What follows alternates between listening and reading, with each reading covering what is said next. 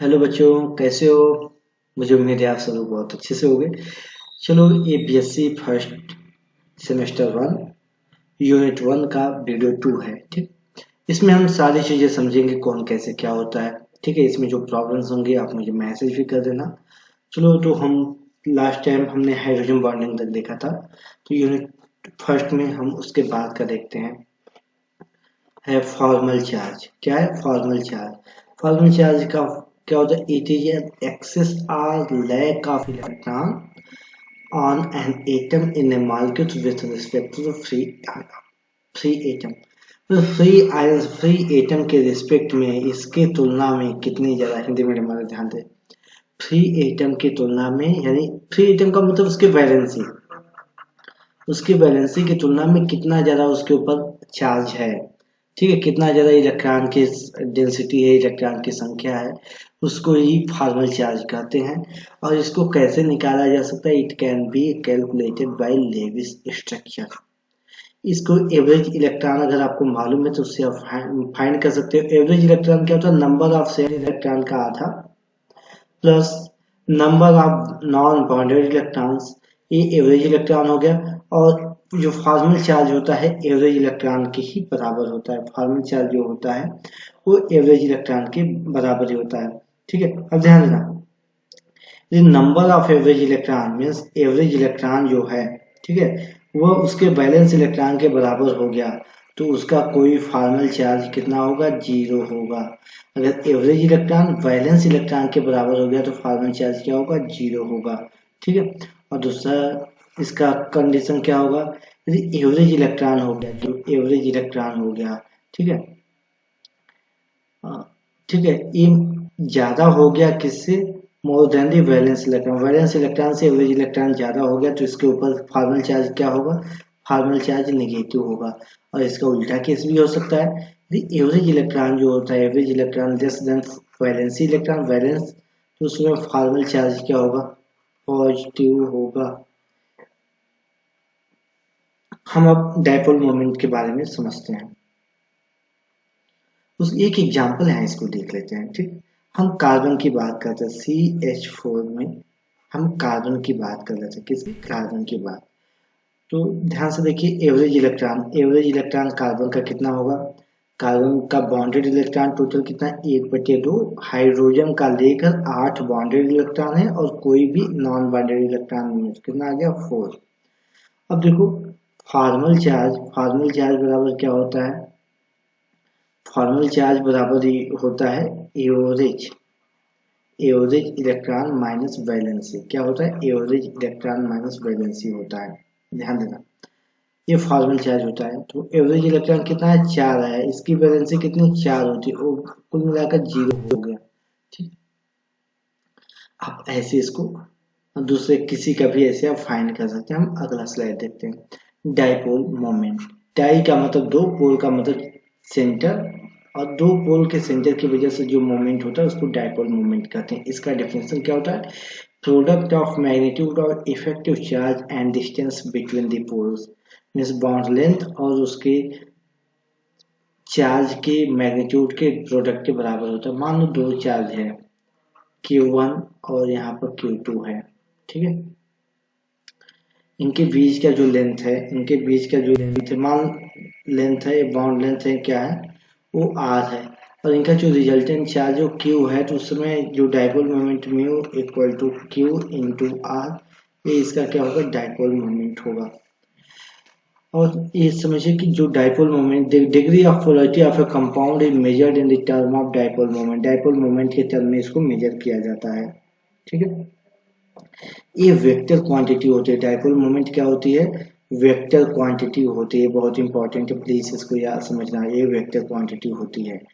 Means अगर एक से अधिक एटम है, उसमें दो एटम में एक का डाइपोल मोमेंट म्यू1 है, दूसरे का म्यू2 है, तो इसका रिजल्टेंट जो डाइपोल मोमेंट होगा वो क्या होगा? वेक्टर का फॉर्मूला, वेक्टर में जो आप यूज करते हो, आप तो पढ़े होंगे इंटर में, 2 म्यू1 म्यू2 कॉस थीटा, ये इसका फार्मूला। एक से अधिक डाइपोल मोमेंट पाए जा रहे हैं, दो पाए जा रहे हैं, तो उसके लिए फार्मूला होता है।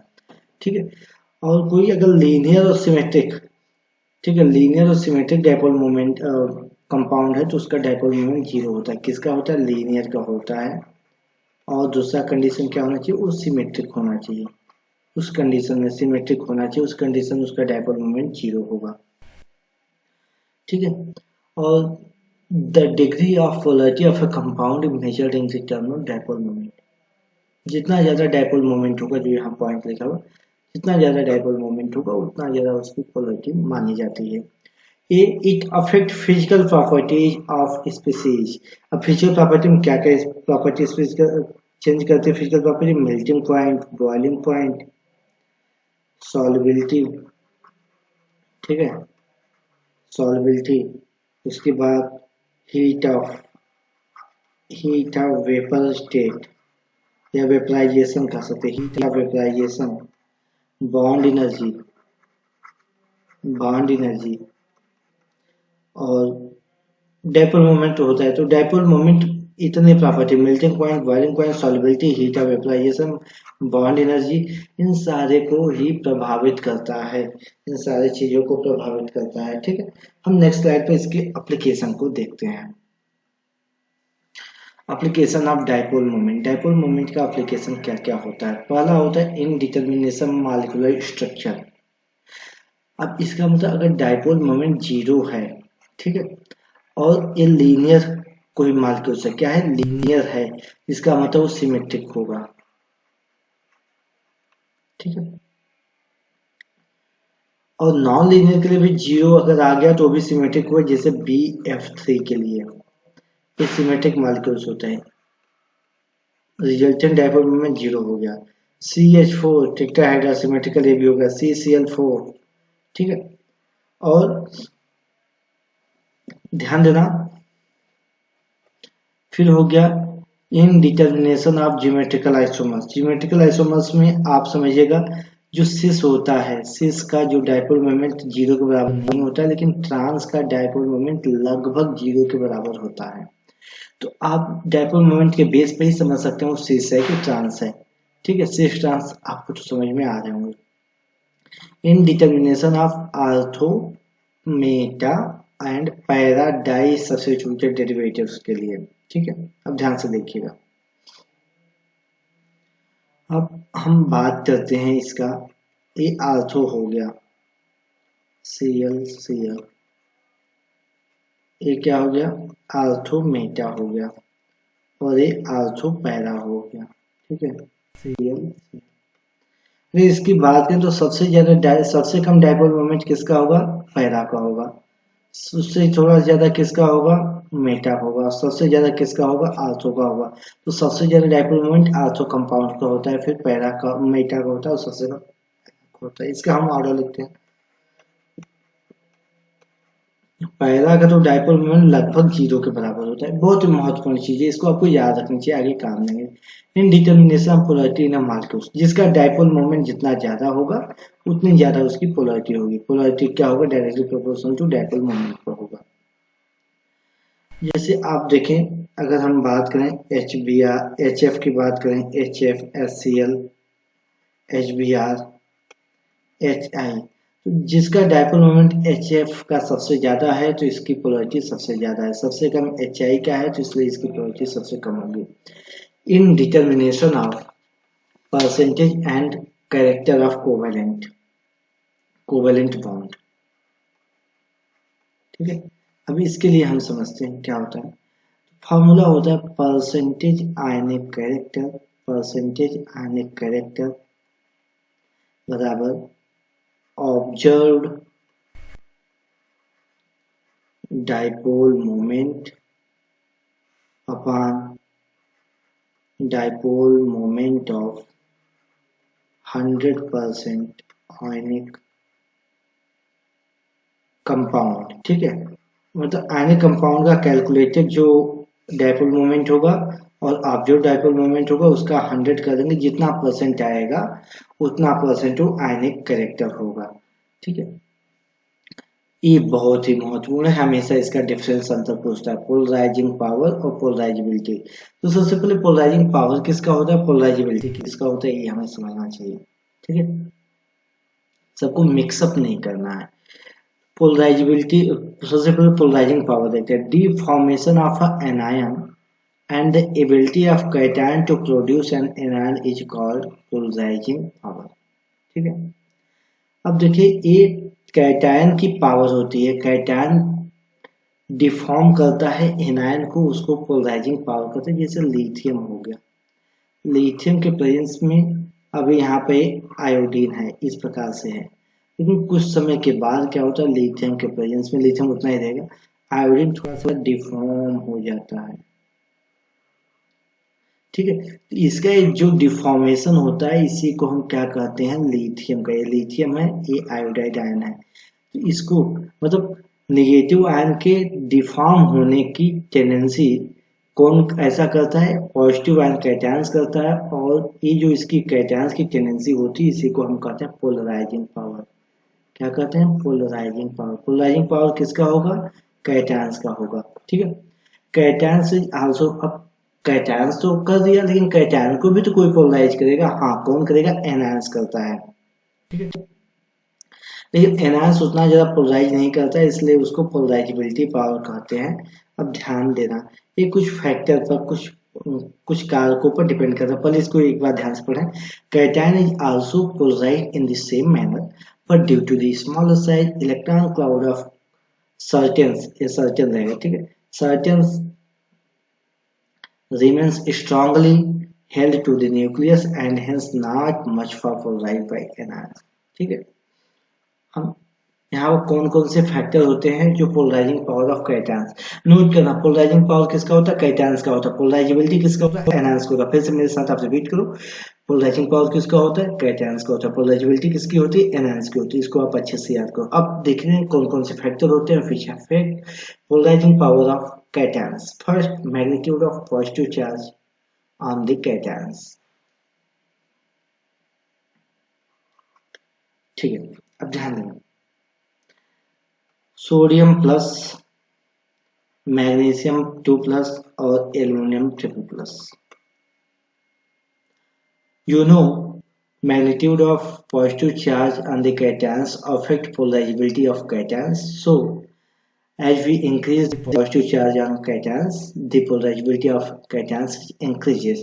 So, polarizability of aluminum 3++ is maximum than others. Okay. तो यहाँ पर आप इसको देख सकते हो। वैसे दूसरे केसेस, हाँ, साइज ऑफ एनायंस, अगर हम साइज ऑफ कैटायंस की बात करें तो ध्यान देना, जो हम ओवरऑल अगर दोनों को मिलाकर अगर बोले तो polarizing power P directly proportional to किसके होता है, positive charge on cation, positive charge on cation and inversely proportional to the size of anions. The two factors on which polarizing power of cations is dependent. First, positive charge on cations and that is proportional to the positive charge of cations and inversely proportional to the size of anions. Okay. हम यहाँ पर देखते हैं, अगर lithium, sodium, potassium, rubidium, caesium and francium को लेते हैं तो सबसे कम साइज किसकी होती है, लिथियम की, जिसकी साइज जितना कम पोलराइजिंग पावर उतना ज्यादा होगा। ठीक है, ये आपको समझ में आ गए होंगे। हाँ, एक और तीसरा कंडीशन होता है कि जैसे ऐसे कैटायंस अगर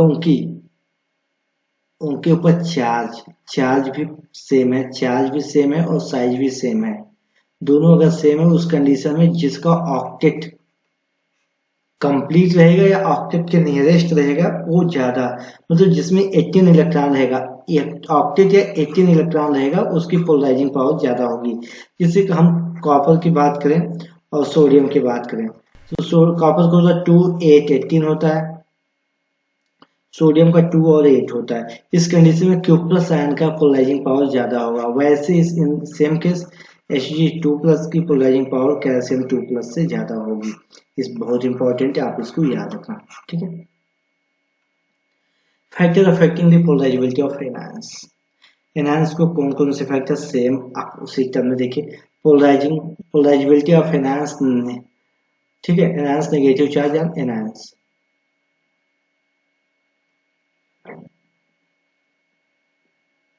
अब देखो जितना ज्यादा इसके ऊपर नेगेटिव चार्ज जाएगा उतना ज्यादा पोलराइजेबिलिटी होगा। जैसे हम कंपाउंड की बात करें हाइड्राइड के CH4 NH3 H2O and HF, इसको हाइड्राइड फॉर्म में देखो तो H3-4 N-3 O-2 F-1।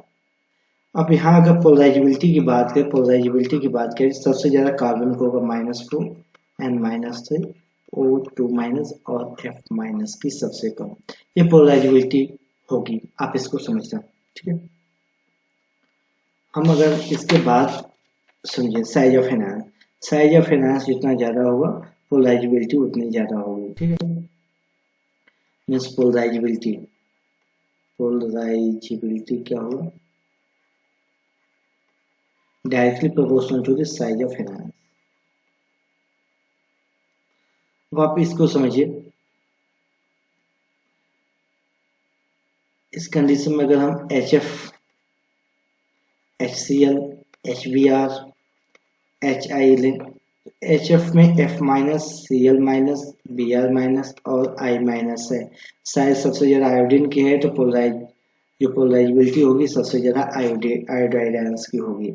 ठीक है, ये रहा अभी तक हमने ये समझा किसके बारे में, पोलराइजिंग पावर और पोलराइजेबिलिटी के बारे में। ठीक है, यहाँ से दोनों का डिफरेंस हर साल पूछा जाता है क्या, डिफरेंस आप लोग जरूर याद करके रखिए।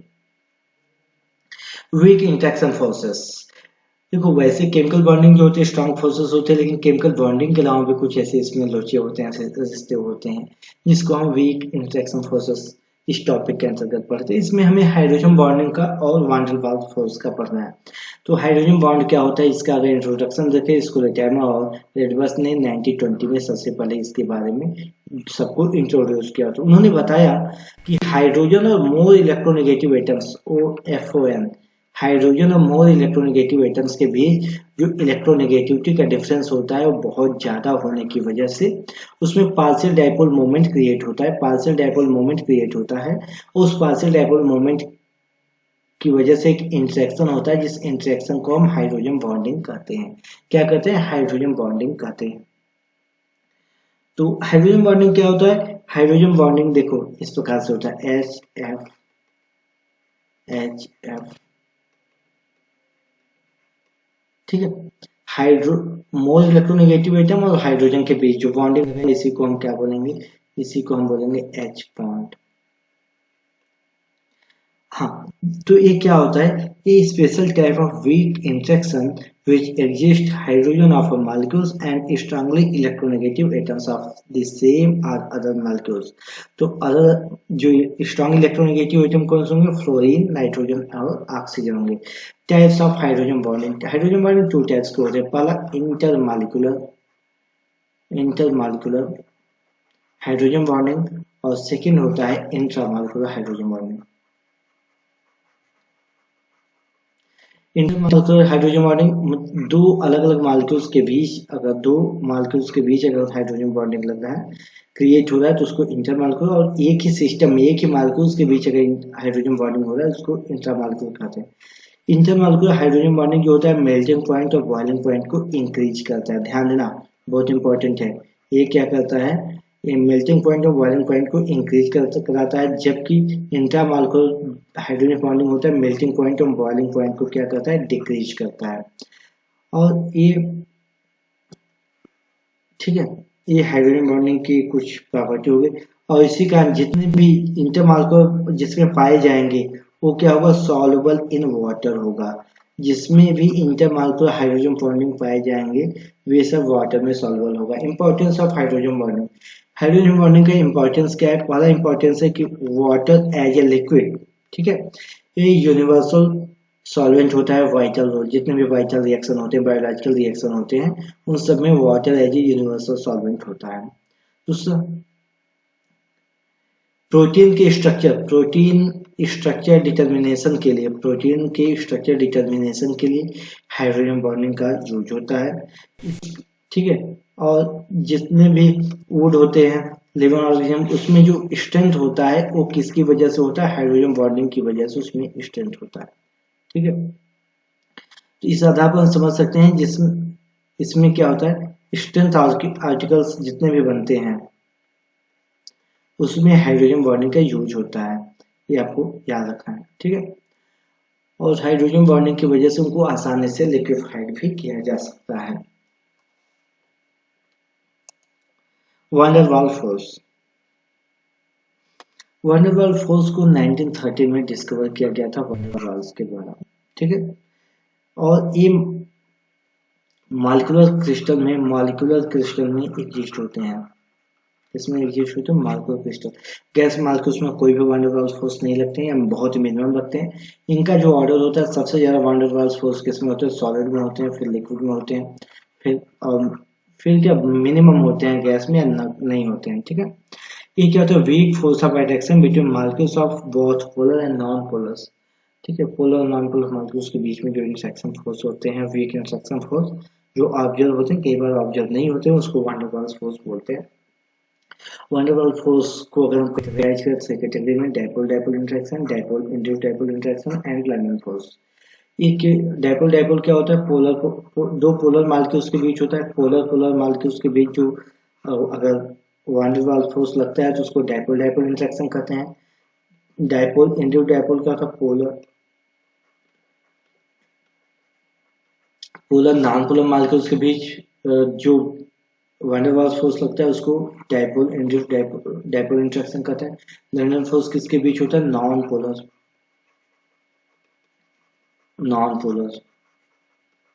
मॉलिक्यूल्स के बीच लगता है, ठीक है।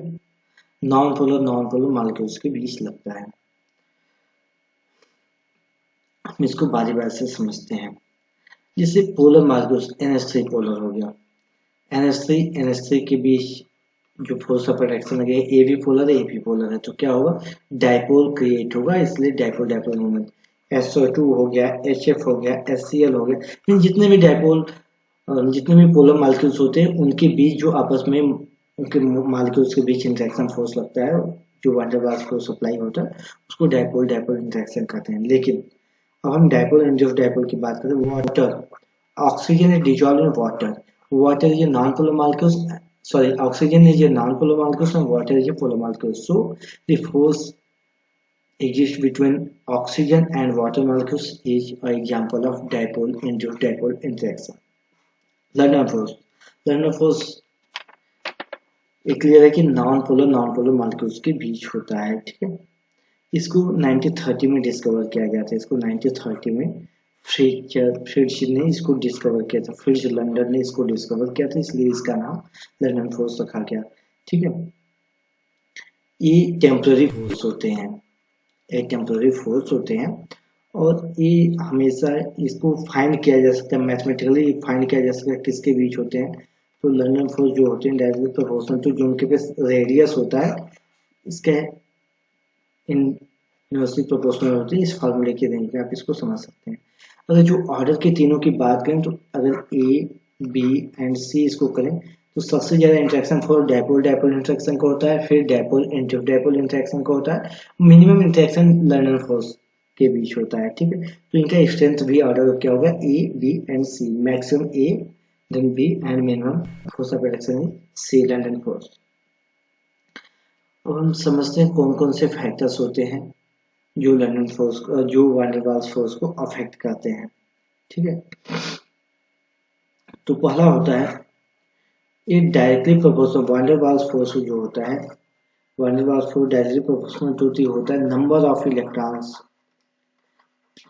Electron present in atoms. जितना ज्यादा नंबर ऑफ इलेक्ट्रॉन्स होंगे उनके बीच वैन डर वाल्स फोर्स उतना ज्यादा होगा। अगर हम बात करें हीलियम का, नियान का, आर्गन का, क्रिप्टन एंड जीनान का, आप जानते हो हीलियम में कितने होते हैं, 2 इलेक्ट्रॉन्स, नियान में 10, आर्गन में 18, 36 and 54 electrons exist in xenon. So number of electrons increases, so the van der Waals force, strength of van der Waals force also increases. Second factors is directly proportional to the mass. जितना ज्यादा molar mass होगा, जितना ज्यादा होगा van der Waals force ज्यादा होगा। और इसी वजह से अगर मोलर मास ज्यादा होगा तो melting point and boiling point भी इंक्रीज करेगा। अगर CH4 की बात करूं, C6H6 की, मेथेन और बेंजीन की बात करें तो मॉलिक्यूलर मास मेथेन का 16 होता है, और C2H6 की बात करें तो इसमें 30 होता है। इसका बॉइलिंग पॉइंट मेथेन का 112 केल्विन होता है, जबकि एथेन का क्या होता है 185 होता है। तो मोलर मास जैसे इंक्रीज किया वैसे ही क्या हुआ, वैन डर वाल्स फोर्स बढ़े, so melting and boiling point भी इंक्रीज करता है। Characteristics of van der Waals force, कौन कौन से कैरेक्टरिस्टिक्स होते हैं? पहला, ये जो वैन डर वाल्स फोर्स होते हैं बहुत ही वीक होते हैं, बहुत ही शॉर्ट रेंज होते हैं, और लगभग 10⁻⁻7 सेंटीमीटर रेंज के बीच ही अप्लाई होता है, ठीक है। और ये बहुत वीक होते, इतना वीक होते कि वीकर देन हाइड्रोजन बॉन्ड से भी वीक होते हैं। और इनका जो बॉन्ड स्ट्रेंथ होता है वो 10 to 40, देखो हाइड्रोजन बॉन्ड का 10 to 40 kilo joule per mole होता है। हाइड्रोजन बॉन्ड का bond strength 10 to 40 kilo joule per mole होता है, लेकिन जो वैन डर वाल्स फोर्स होते हैं इनका bond strength 2 to 10 kilo joule per mole, बहुत ही वीक होता है। Application of van der Waals force, van der Waals force का एप्लीकेशन क्या है? ये इसका पहला एप्लीकेशन अगर हम देखें तो क्या होता है, crystal have low melting point, जिसमें वैन डर वाल्स फोर्स पाए जाएंगे उसमें उस क्रिस्टल का मेल्टिंग पॉइंट बहुत ही लो होगा। और जो मॉलिक्यूलर सॉलिड होते हैं, ठीक है, क्रिस्टल में जो मॉलिक्यूलर सॉलिड होते हैं, मॉलिक्यूलर सॉलिड जिसमें वैन डर वाल्स फोर्स पाए जाते हैं वे क्या होते हैं, सॉफ्ट इन नेचर होते हैं, वे सॉफ्ट होते हैं। तीसरा, अगर गैस में लग रहे हैं तो क्या होता है, ऐसे गैस क्या होते हैं, बहुत जल्दी कंडेंस हो जाते हैं, ठीक है। कंडेंस होंगे तो क्या होंगे, लिक्विफाइड इजिली हो जाएंगे, लिक्विफाइड इजिली हो जाएंगे। तो ये इसके एप्लीकेशन हो गए वैन डर वाल्स फोर्स के। हम नेक्स्ट स्लाइड पर चलते हैं। सॉल्वेबिलिटी, एनर्जेटिक्स एंड डिसोल्यूशन। तो सॉल्वेबिलिटी तो आप बहुत अच्छे से जानते होंगे, किसी गिवन टेम्परेचर और प्रेशर पर 100 ग्राम ऑफ सोल्यूशन में मैक्सिमम सॉल्यूट की अमाउंट जो डिजॉल्व हुई है उसको हम क्या कहते हैं, सॉल्वेबिलिटी कहते हैं। और सॉल्युबल होने की टेंडेंसी को हम क्या कहते हैं, डिसोल्यूशन कहते हैं, ठीक है। इसको क्या कहते हैं, डिसोल्यूशन कहते हैं, ठीक है। आयनिक क्रिस्टल की बात करें, आयनिक क्रिस्टल में कैटायंस और एनायंस होते हैं, वे एक दूसरे से एक स्ट्रॉन्ग फोर्स से बंधे होते हैं, जिसको हम लैटिस एनर्जी, उस एनर्जी को हम मेजर करते हैं लैटिस एनर्जी की। और जो सॉल्वेबिलिटी होती है direct inversely proportional to lattice energy, जितना ज्यादा लैटिस एनर्जी होगा उसके सॉल्वेबिलिटी उतना कम होगा। और देखो ये जो फोर्स होता है, फोर्स क्या होता है, direct proportional Q1 Q2 upon R square. एक फैक्टर डी होता है, डी को हम क्या कहते हैं, डाई इलेक्ट्रिक कांस्टेंट, क्या कहते हैं, डाई इलेक्ट्रिक कांस्टेंट।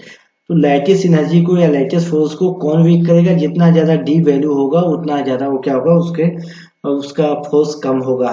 तो यहाँ से एक चीज आपको समझ में आए, डाई इलेक्ट्रिक कांस्टेंट बढ़ाने पर लैटिस एनर्जी क्या होगा, डिक्रीज होगा और सॉल्युबिलिटी इंक्रीज होगा। इस पॉइंट को आप लोग याद रखना, ठीक है। प्लीज इसको याद रखना, आगे के एग्जाम में भी आपसे पूछा जाएगा। तो फिर आयनिक solid is put in water, hydrogen of H2O, ठीक है।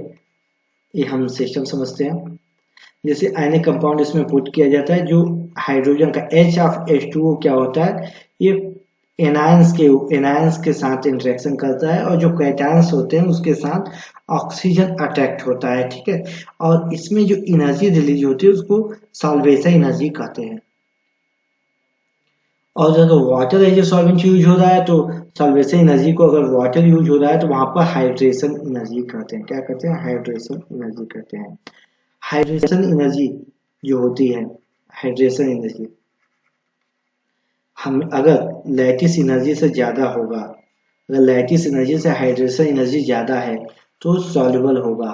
और दूसरा केसेस है कि अगर हाइड्रेशन एनर्जी वीक है, लेस देन लैटिस एनर्जी, उस समय उसकी सॉल्युबिलिटी वीक होगी या नहीं होगी, ठीक है। ये हो गया। अब हम